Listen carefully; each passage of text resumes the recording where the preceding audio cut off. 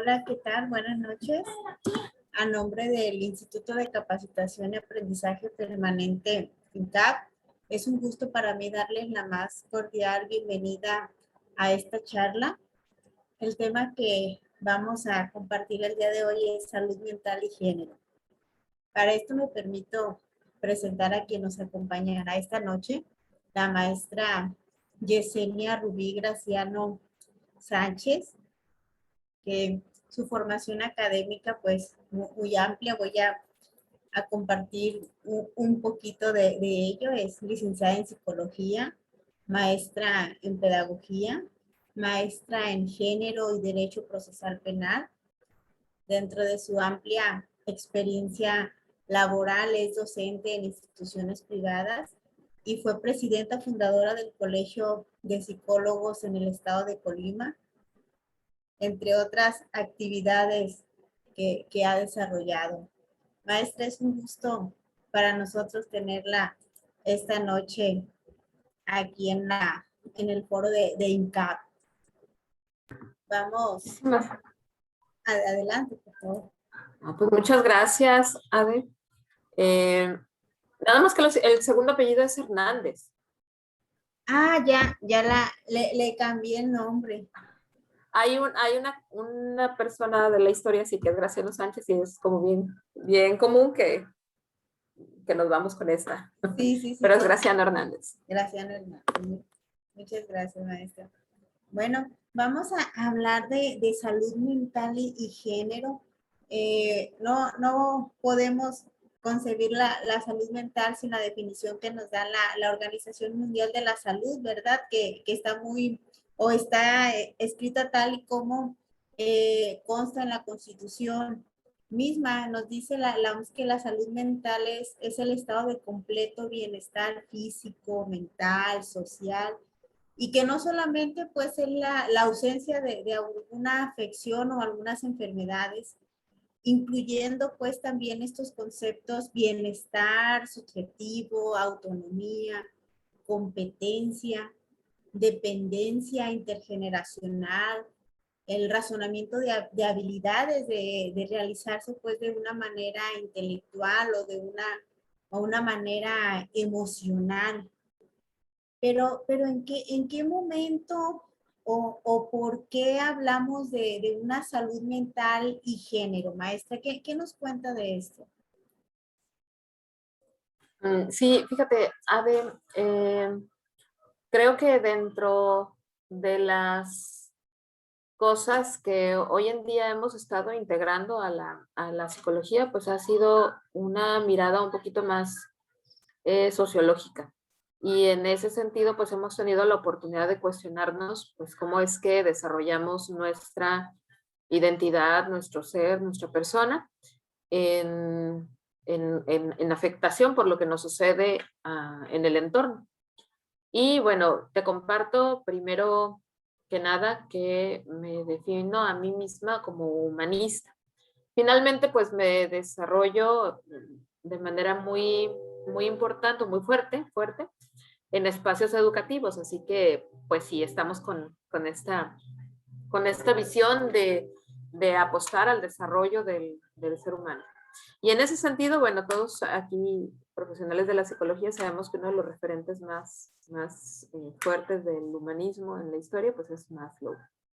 Y Maslow tiene una frase que a mí me llamó mucho la atención, y esta aparece en el libro de El hombre autorrealizado, un libro de los años 60.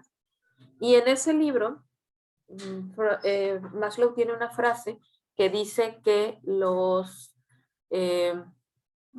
estudiosos del desarrollo humano, específicamente de la psicología, tendíamos a psicologizar en exceso, haciendo una referencia a los estudios tan fuertes que se habían llevado a cabo del desarrollo de la psique en las primeras etapas de la historia de la psicología. Y luego aparece por ahí un poquito la otra parte de la frase que dice que pues no nos quedaba de otra también que sociologizar por defecto. Eso decía Maslow, que cuando no nos alcanzaba la explicación de la complejidad del ser humano desde las teorías existentes y que hacían referencia únicamente a lo interno, pues no nos quedaba de otra que voltear la mirada hacia lo contextual. Y bueno, creo que en ese sentido, en los últimos años hemos pensado como si esto fuera una balanza. Sí se ha puesto el acento en lo que sucede en el entorno. Y lo que sucede en el entorno, ¿de qué manera? Esa ha sido la pregunta, ¿de qué manera incide en la Rubí que soy, en la Ade que eres? Versus Moisés, mi marido. Misma edad, aproximadamente misma época pues en la que vamos creciendo, con las mismas referencias culturales, en el mismo espacio geográfico, pero eventualmente no nos parecemos en gran medida. ¿Qué era lo que ahí sucedía? ¿Qué era lo que pasaba con nosotros? Y bueno, pues ahí empezaron a integrarse las miradas más con una como sospecha, pensaría, en torno a las diferencias en las que somos criados hombres y mujeres. Y bueno, en el paso de los años, específicamente a partir de los años 70 aproximadamente, un conjunto de mujeres activistas, pues sí, empezaron a cuestionar todo lo que estaba sucediendo en el entorno contextual, en lo social. Y pues sí, el desarrollo de la psicología como ciencia para explicar la realidad y por tanto la forma en la que observábamos el desarrollo de los seres humanos, pues también fue matizada por estos cuestionamientos. En ese sentido, empezaba con la idea esta de que hoy en día es una pregunta constante y ya muy asumida el integrar a nuestra mirada contextual pues este tamiz de género. A ver, ¿qué sucede si es hombre? ¿Qué sucede si es mujer? Y a partir de ahí empezar a, yo creo que pulverizar las conclusiones que se pudieran hacer a grosso modo. Por ejemplo, una estadística del Instituto Nacional de Psiquiatría del año pasado hacia el reporte de que quienes más intentaban atentar contra su vida eran las mujeres. Somos las mujeres las que más albergamos esta idea y más intentos tenemos. Sin embargo, son los hombres los que más la consumen. Entonces ya no puedes hablar solamente de estadística gruesa como para decir, pues hubo X número de suicidios consumados en tal estado, sino que tendríamos sí que observar qué sucede con cada uno de estos dos sujetos, el que ha sido masculinizado y el que ha sido socializado como femenino durante toda su vida. En ese sentido, esa definición que dabas de salud mental, pues sí puede ser cuestionada completamente desde, a ver, vamos a entender que la enfermedad, no la enfermedad, la salud mental es la ausencia de una enfermedad, pues también tendríamos que estar pensando con una mirada pues mucho más amplia. ¿Qué entenderíamos por enfermedad? ¿Cuál sería una conducta patológica? ¿Cómo definiríamos qué es una conducta patológica y no, como decía Maslow, pues como defecto del entorno donde creció? Así es. En la mañana tuve la oportunidad de participar en una charla y nos hacía un psiquiatra, era el que estaba conduciendo, decía cómo la salud mental está íntimamente ligada al entorno, pero también tiene que ver mucho con el matiz genético, ¿verdad? La carga genética que traemos, el ambiente en el que nos desarrollamos, el rumbo que le vamos dando a nuestra vida. En este contexto con lo que nos estaba compartiendo ahorita, considera que con toda esa carga histórica que traemos, con todos esos conocimientos que hemos adquirido, nos damos la oportunidad de cuidar nuestra salud mental. Sí, antes de irnos hacia esa parte, yo quisiera regresarme un poquitito sobre eso de la influencia de lo contextual y también la carga de lo genético. Me asumo como educadora ¿sí? Una de las áreas que me interesaron y sobre las que me fui metiendo, fue precisamente sobre los estudios de pedagogía. Te lo voy a compartir así, de tal cual. No entiendo cómo se construye un proyecto de educación y soy psicóloga. Quiero saber cómo se determina lo que es óptimo para una sociedad. Y entonces ahí voy como de curiosa, ¿sí? A buscar un terreno no conocido. Y en esa entrada me encuentro una obra maravillosísima, sumamente misógina, pero muy importante para el desarrollo de los seres humanos, ¿sí? Desde la construcción de sociedades. Hago referencia a la obra de Emilio de Rousseau, ¿sí? Juan Jacobo Rousseau escribe este libro donde dice, voy a teorizar a partir de una novela cómo sería educar y criar al ciudadano perfecto. Y ese era el Emilio.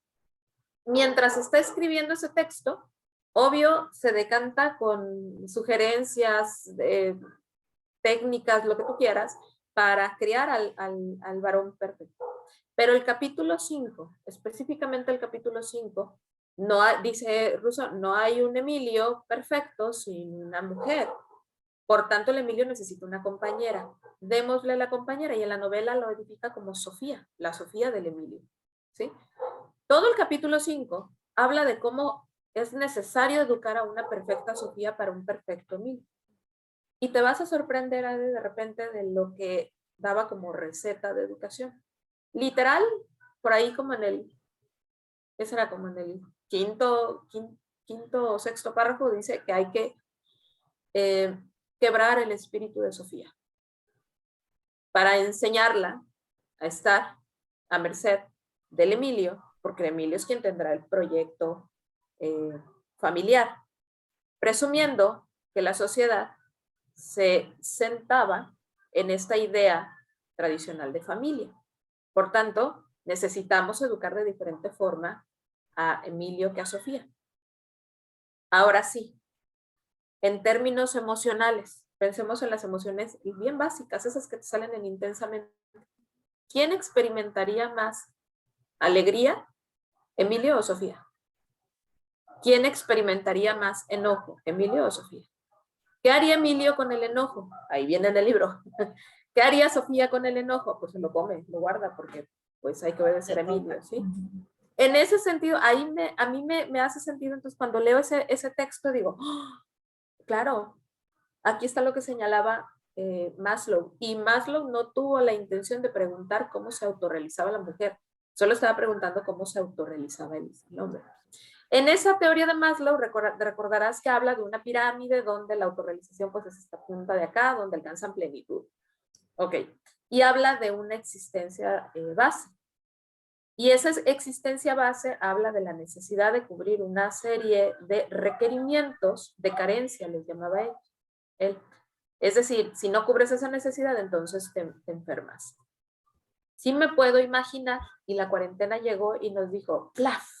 Maslow.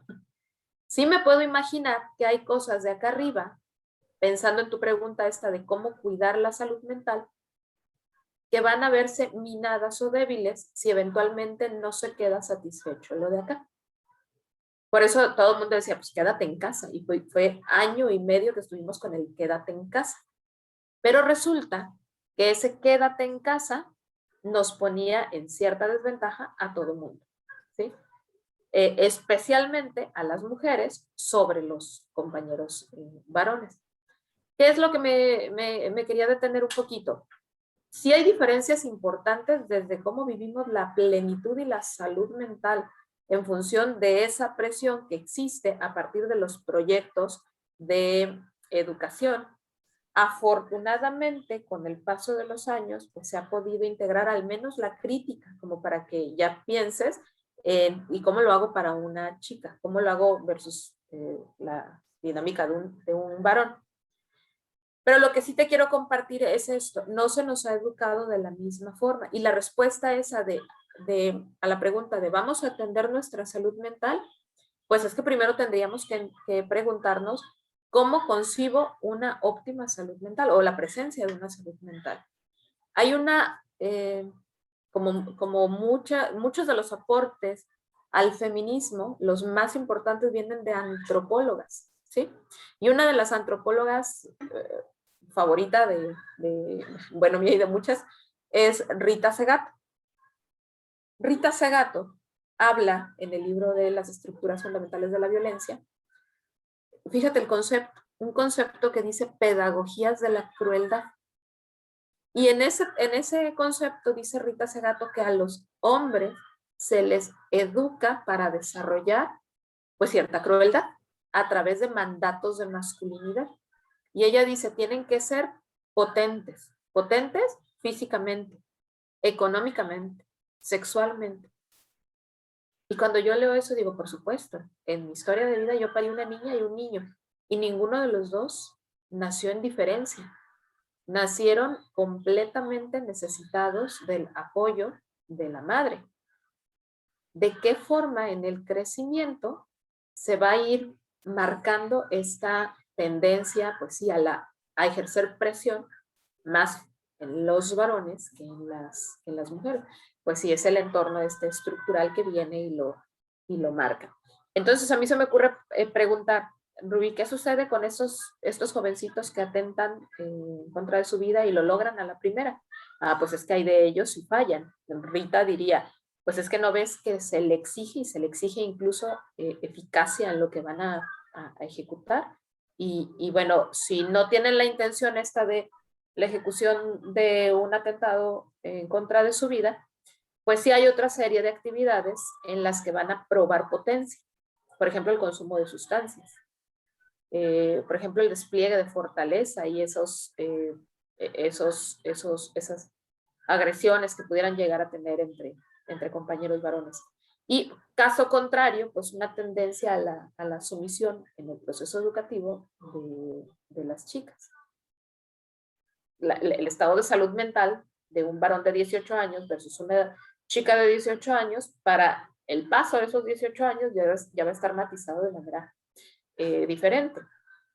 Por ejemplo, los hombres tienden a no hablar del malestar emocional. Apenas y gracias a un trabajo importante que han hecho mujeres feministas para decir, los hombres también tienen derecho a la ternura y a la protección, apenas podemos encontrar a jovencitos preparatorianos y universitarios que ya se abren para hablar de su dimensión emocional. Pero esa no era la tradición, no fue la tradición de los varones de mi época y no sé si de la tuya. No, claro que no. Y todavía, aún con todo ese trabajo que se ha venido realizando, se sigue marcando. Y cómo, por un lado, en algunas instituciones educativas que deciden apostar al trabajo del desarrollo humano, al desarrollo de habilidades blandas, pero que luego llegan a casa y eso es todo lo contrario, ¿verdad? Porque en muchas casas todavía se sigue cultivando esa cultura de por un lado la mujer y por el otro lado el varón, ¿verdad? Entonces encontramos un atinado, una atinada influencia de los roles sociales en la salud mental.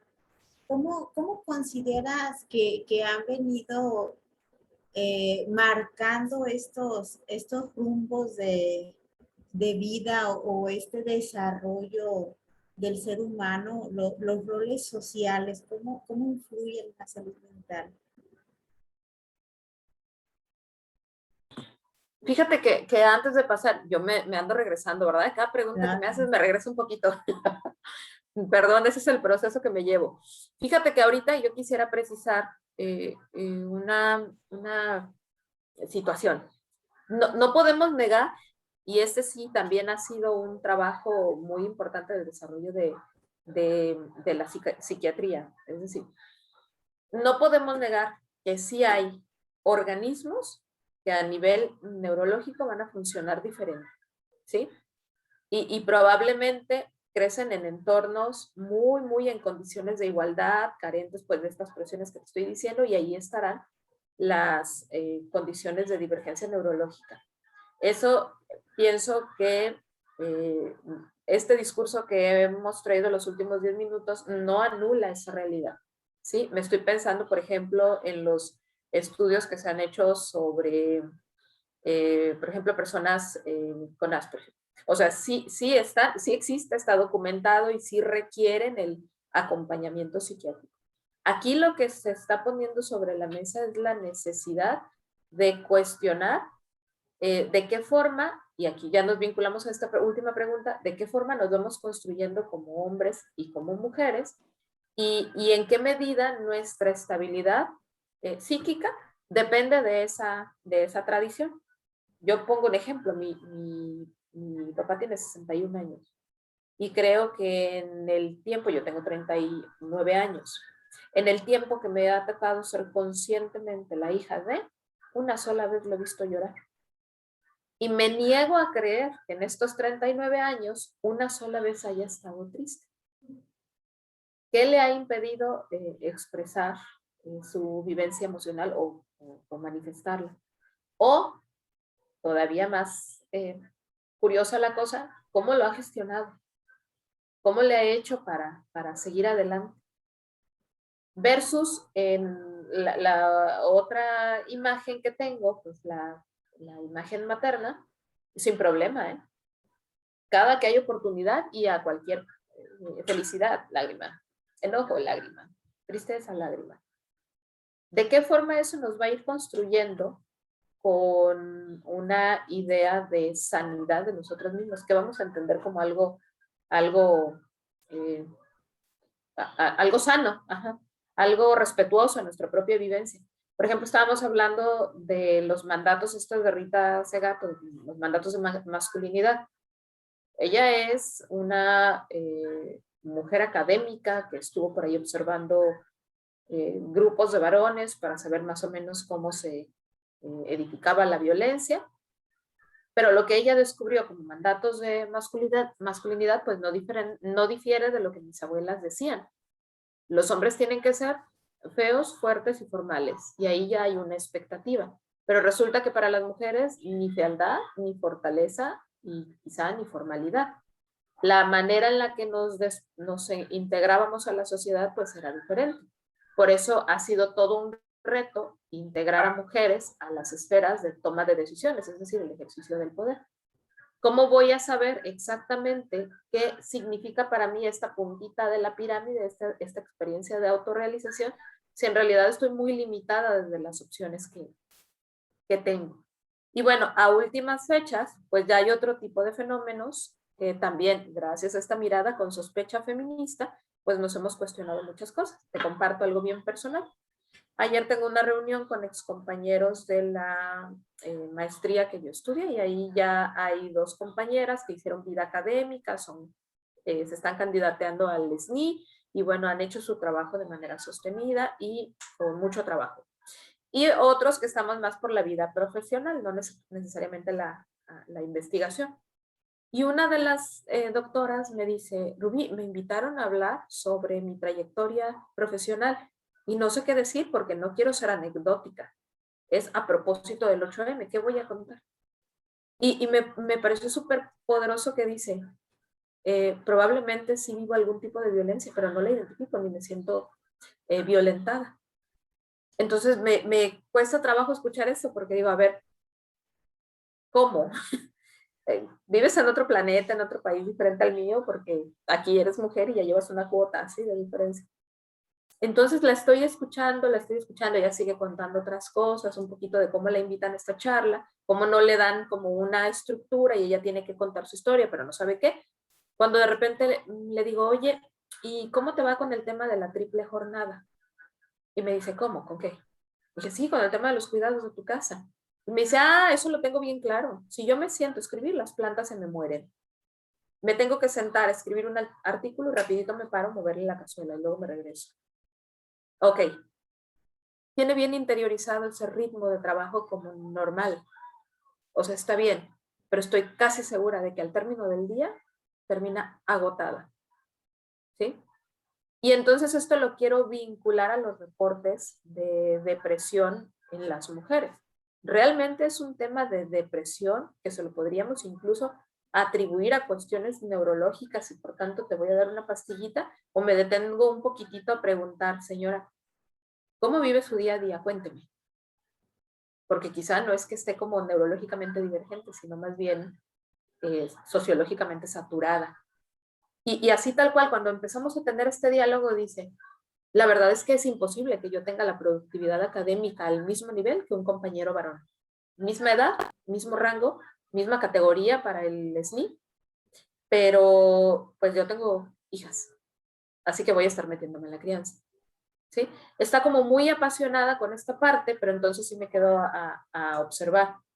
La depresión en las mujeres, genuinamente sería un fenómeno de depresión, pensando desde una visión médica, o si tendríamos que cuestionarnos un poquito la parte contextual. ¿Sí? Es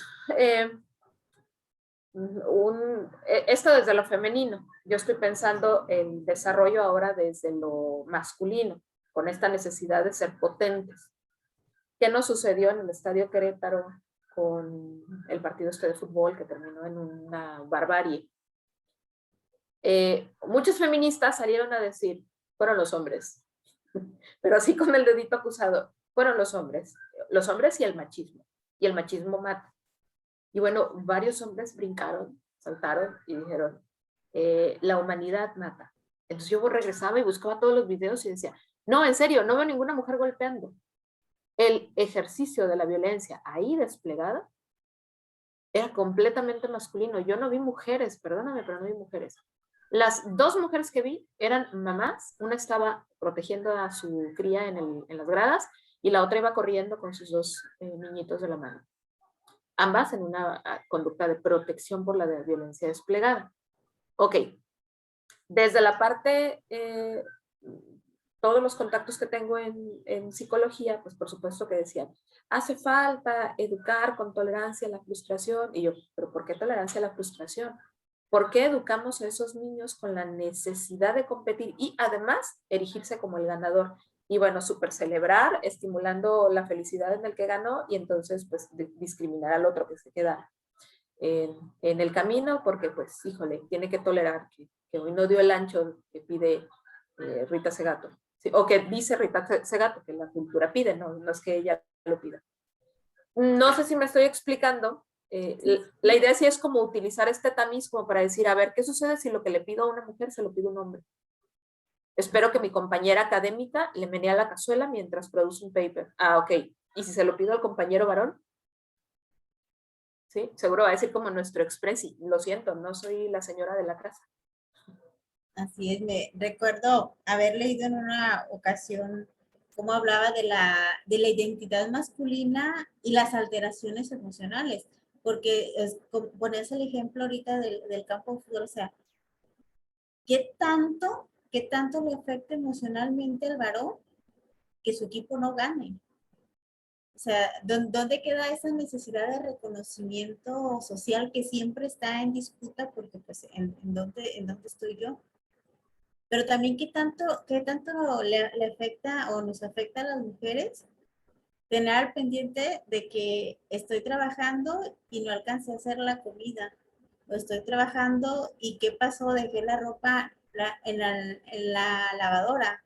Entonces, como tú, tres cosas al mismo tiempo, o sea, el trabajo, la casa y no tengo que ir por el hijo a la escuela, ¿verdad? O sea, ¿qué pasa con mis condiciones de vida y cómo impulsan por un lado al varón a estar siempre en constante competencia y por el otro lado limitan a la mujer a dar ese 100% que pudiera dar, ¿verdad? Y cómo todas estas cuestiones pues recaen en la salud mental y a lo mejor pudiéramos pensar que la salud mental es una ilusión, o sea, hacia dónde va, o todo esto que implica la salud mental y el bienestar emocional, ¿realmente lo podemos lograr? Está bien interesante, fíjate que, a ver cómo lo pongo. Yo voy a hablar, por ejemplo, sucedió lo de la cuarentena y en la cuarentena salía López Gatell a hablar de salud, ¿sí? Y cada cierto periodo, 2 semanas más o menos, salían personalidades de Psiquiatría Nacional, del Instituto Nacional de Psiquiatría. A veces se invitaban a asociaciones de psicólogos y psicólogas, ¿sí? Pero cuando iban, Tanek, permíteme, cuando iban, hablaban de salud mental y específicamente hablaban de cuarentena, salud mental, y te hablaban de consumo de sustancias, ¿sí? O despliegue de la violencia. Había un aumento del 50% de las llamadas recibidas al 911 en el 2019. Esas fueron reportadas por la Secretaría que se encarga del seguimiento de todo esto de la seguridad. Hay un despliegue, mis perritos van a tirar barrio, perdón, si lo escuchas. Había un aumento de esas llamadas, pero esas llamadas venían de casa. O sea, estoy en casa resguardada con mi violentador, con mi agresor. Casi siempre familia, porque pues vivíamos en la misma casa, ¿sí? En el caso del consumo de sustancias, también había por ahí un incremento en el consumo, pero ya estaba también reflejándose un aumento también en el incremento de consumo de las mujeres. En ese sentido, sí podríamos estarnos cuestionando de qué manera eso que nosotros estamos observando por un ligero cambio social global, como el te quedas en casa, de qué manera se pone en evidencia esta forma en la que hemos sido criados. Te estoy escuchando ahorita sobre, dejé la lavadora.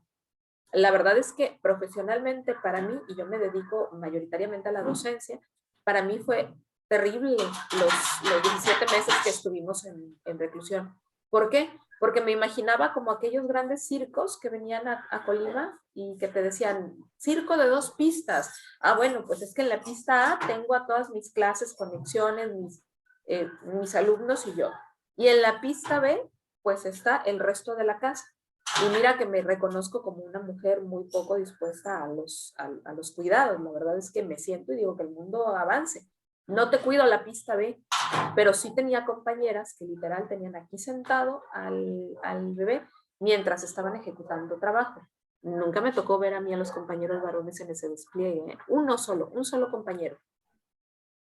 De ahí en más, si estamos hablando de salud mental, pues es que tendríamos que estar observando desde qué entorno, desde dónde. Pues una compañera con una contacto en redes también decía, es que no se ha educado en valores, pero incluso ahí yo diría, a ver, si el valor que me estás diciendo es la competencia, yo de entrada diría, pero ¿por qué la competencia? ¿Qué necesidad de competir? Tenemos esta cosa que está aquí, que es mi realidad. Y una maestra que tuve en uno de estos programas de género, una maestra nos decía, imagínate que toda la realidad que conoces es una piscina, ¿sí? Y en esa piscina estamos hombres y mujeres. Pero en términos de libertades, los hombres se pasean por toda la piscina, van y vienen. Y las mujeres estamos recluidas en la orillita, apenas en la orillita de la piscina, agarradas. ¿Qué tendríamos que hacer? ¿Pedirle que me deje nadar? Puedo pedirle, pero está muy cómodo porque así ha sido criado. Y quizá él sabe nadar y yo ni siquiera sé nadar. Decía esta maestra, necesitamos vaciar esa alberca, y vaciar esa alberca es todo lo que se ha construido alrededor de nosotros para quedar en igualdad de condiciones, tocando fondo. Y a partir de ahí decir, ¿qué quiero hacer con este espacio que compartimos? Lo llenamos, pero ¿cómo vamos a convivir en este lugar?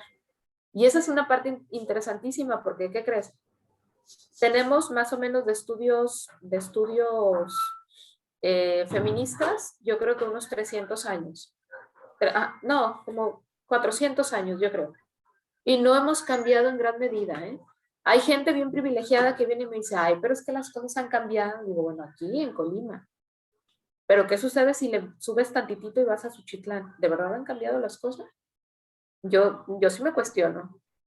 ¿Sí? Sí, estamos, ahora sí que podríamos decir en pañales en ese tema.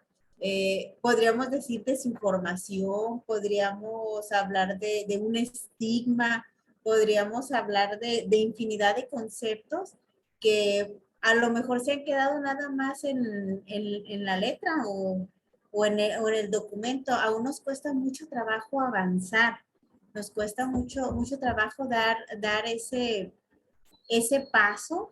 Hay muchísimas limitaciones en cuanto a la calidad, en cuanto al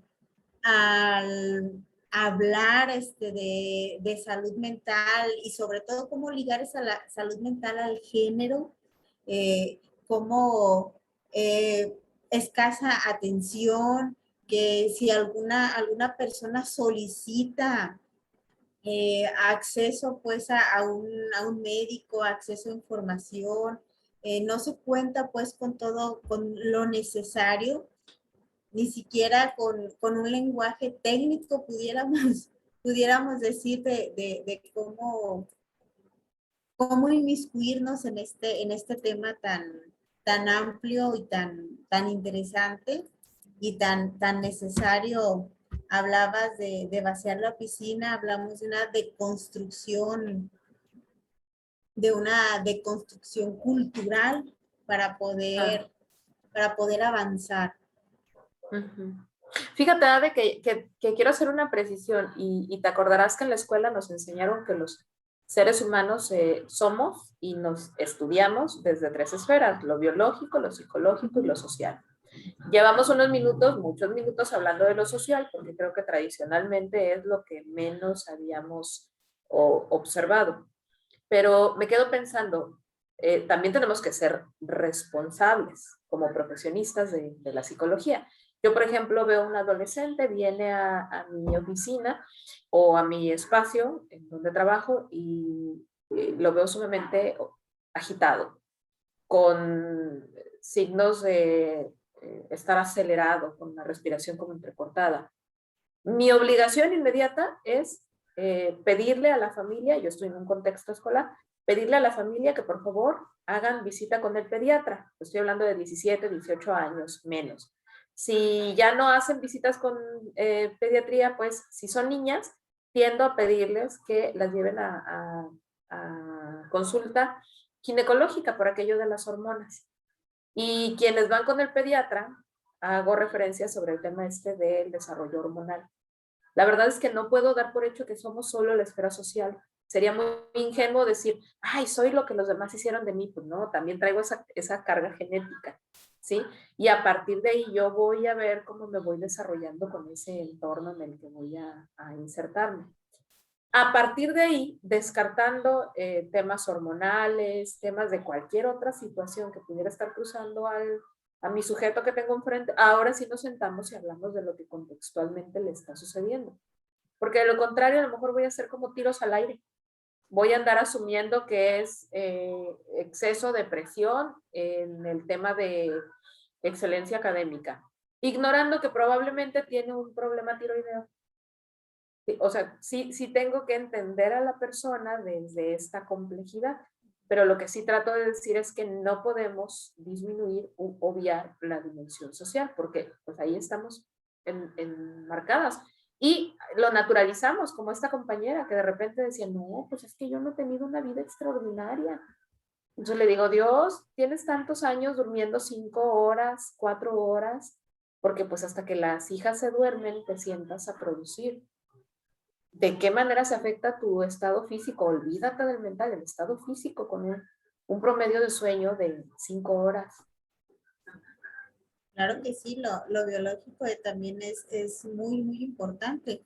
Comentábamos hace rato, pues, cómo no a todos nos afecta igual las cuestiones emocionales. A lo mejor, ¿por qué? Porque pues mi estado biológico tiene un poquito más, podríamos decir, de aguante que el cuerpo de la compañera o del compañero, ¿verdad? Es un contexto y por eso se hace muy importante conocer o identificar todas estas partes o tener un equilibrio en las esferas, ¿verdad? Claro. Y fíjate que ese aguante al que refieres, pensando en los umbrales, por ejemplo, yo tengo un umbral más alto de resistencia al dolor, sí, pues, pero ¿de verdad así eras desde que naciste o te enfrentaste a tantos estímulos de esta naturaleza que tu umbral se desplazó? Por lo tanto, estamos hablando de una historia de resistencia. Y otra vez me regreso. ¿Historia de resistencia para qué? Estoy pensando, mis orejas fueron horadadas cuando nací. Nadie me preguntó.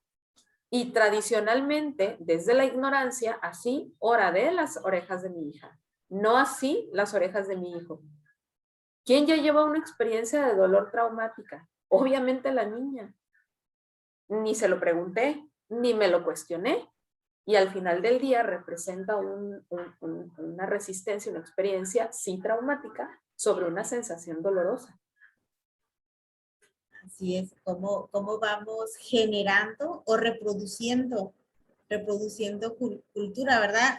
Regresando un poquito como, ¿quién me dice que tengo que aguantar? ¿Quién me dice que tengo que cumplir con todos estos aspectos? Culturalmente se nos ha ido inculcando, ¿verdad? Que así somos, y por más que se realizan estudios, se realizan investigaciones, tendemos a reproducir. Ahorita comentaba las cuestiones de tus compañeras, es decir, yo está participando para un espacio como investigadora, y aún así, con esa formación, con ese nivel cultural que podría tener, todo lo que ha tenido que leer, sigue cargando con esos estigmas o con esas creencias con las que fue educada, ¿verdad? Entonces, es un largo camino, una larga brecha la que se hace necesario seguir trabajando.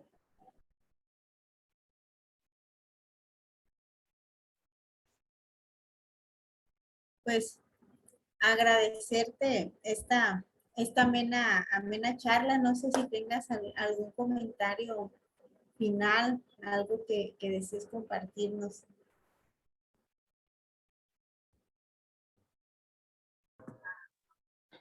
Se me ha cortado por aquí un poquito, pero creo que ya me preguntabas por un comentario final, ¿verdad? Sí, sí, sí. Así, se me cortaba un poquito. Yo sigo creyendo que tenemos que, los profesionales de la psicología, tenemos la obligación de despsicologizarnos, o sea, salirnos del discurso único de la psicología y completamente abrir nuestra mirada, como ya lo planteaba Maslow en los 60s, a lo contextual.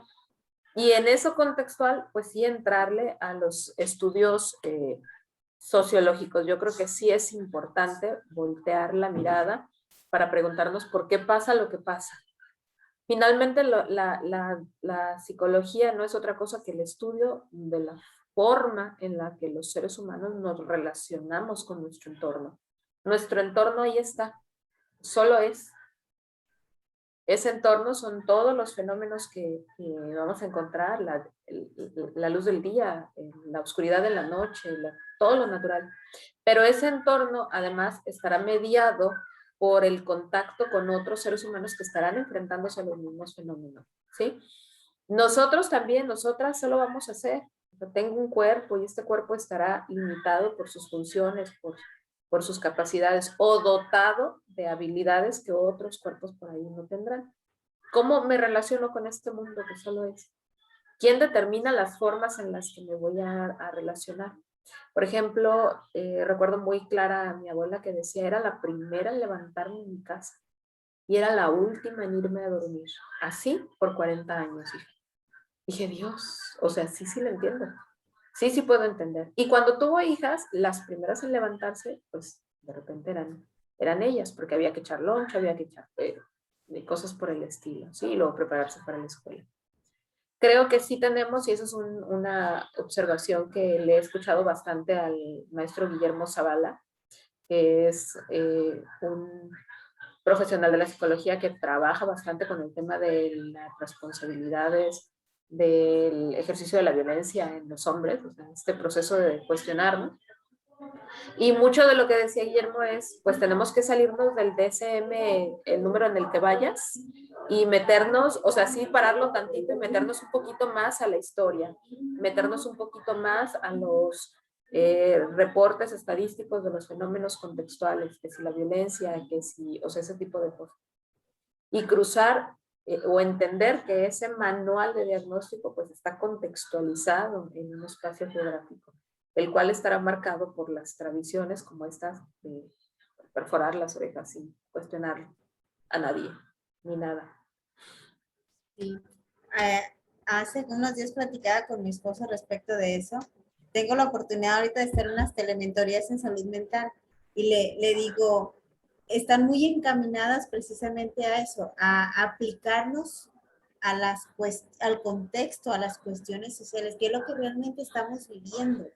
¿Por qué? Porque se hace necesario entender qué realmente estamos viviendo, cómo lo estamos viviendo y hacia dónde necesitamos ir. Y claro, pues hay mucho trabajo que se hace necesario para estas, a lo mejor, esta construcción de las culturas, de las generaciones que vienen, pero la deconstrucción de los que ya estamos en este momento, ¿verdad? Claro que sí, y yo creo que esta parte, fíjate, te he escuchado este concepto de la deconstrucción. La deconstrucción no es destrucción, es el cuestionamiento de lo que tenemos, porque si destruyo esta estructura me quedo sin nada y cuesta trabajo asumirme al vacío. En todo caso, me gusta este concepto que usan algunas feministas, que es el desmontar. Desmontar lo que tenemos, pero para desmontar pues vamos quitando las piezas que no me afecten otras mientras las voy sustituyendo por una.